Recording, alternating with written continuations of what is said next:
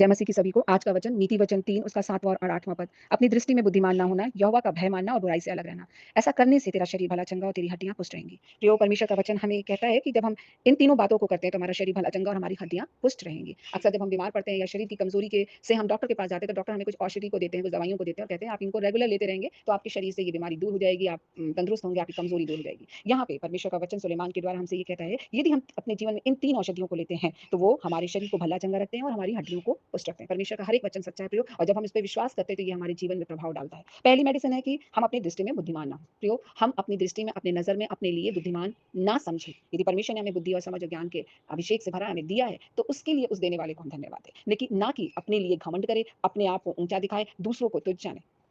अपनी दृष्टि में हमें बुद्धिमान बनने की, दिखाने की आवश्यकता नहीं है। परमेश्वर का वचन कहता है कि यदि कोई तेरी तारीफ करे तो करे, परंतु तू स्वयं की तारीफ ना करना।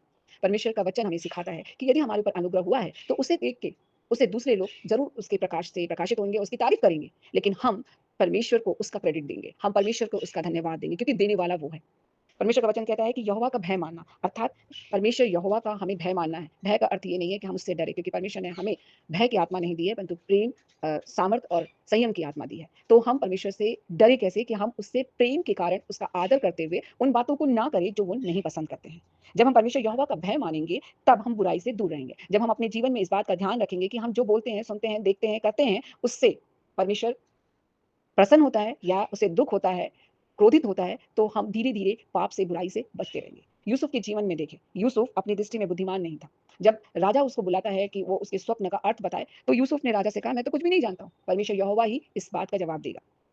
और जबकि यूसुफ अपने बचपन के उस स्वप्न का अर्थ जानता था, यूसुफ जेल में था तो पिलाने-हारे और खिलाने-हारे के, पकाने-हारे के स्वप्न का अर्थ बताया। लेकिन यहाँ पे राजा के सामने वो ये नहीं कहता है कि मैं बताऊँगा। वो कहता है परमेश्वर बताएगा, क्योंकि मैं कुछ नहीं जानता। उसने अपने उस अ, सामर्थ्य को, जो जो बुद्धि और समझ ज्ञान परमेश्वर की मिली थी, उसका जो श्रेय था वो परमेश्वर को दिया जिसने उसे दिया था। तो हमें भी अपने जीवन में यही करना चाहिए। जब पति पत्नी उसके जीवन से, उसके शरीर से, उसके आकर्षण से प्रभावित होके उसके साथ रहना चाहती है, उसके साथ पाप करना चाहती है, तब यूसुफ ने उससे बोला कि जो परमेश्वर यहोवा मेरे साथ रहता है, क्या मैं उसके लिए अपराधी बनूँ? उस समय कोई नहीं था। वो उसके मालिक की पत्नी थी। वो कोई समझौता नहीं करता है। प्रियो, इसी प्रकार से हमें भी अपने जीवन में पाप से बचने की कोशिश करनी है। हमें कोई समझौता नहीं करना। हो सकता है यूसुफ की तरह हम भी जब पाप से बचे, परमेश्वर का भय माने, तो कुछ कष्टों को उठाना पड़े, कुछ नुकसान को हमें झेलना पड़े, परंतु आनंदित होइए कि उसके लिए हमें परमेश्वर की ओर से बड़ा प्रतिफल मिलेगा। तो आइए प्रियो, यदि हम अपने जीवन में भले चंगे रहना चाहते हैं, यदि हम चाहते हैं कि हमारी हड्डियाँ मजबूत रहें, बुढ़ापे तक हम तंदुरुस्त रहें, अपनी उम्र हम जिए, तो हमें परमेश्वर की ओर से दिए हुए ये तीनों मेडिसिन का, जो अपनी दृष्टि में बुद्धिमान ना होना, यहोवा का भय मानना और बुराई से अलग रहना, इनको लगातार अपने जीवन में लेते रहना है, ताकि इसके तत्व हमें मिलते और हम हमारे जीवन में परमेश्वर का ये वचन पूरा होने पाए। प्रभु हम सबको सामर्थ दे, आशीष दे, ताकि हम ऐसा कर सकें। यीशु के नाम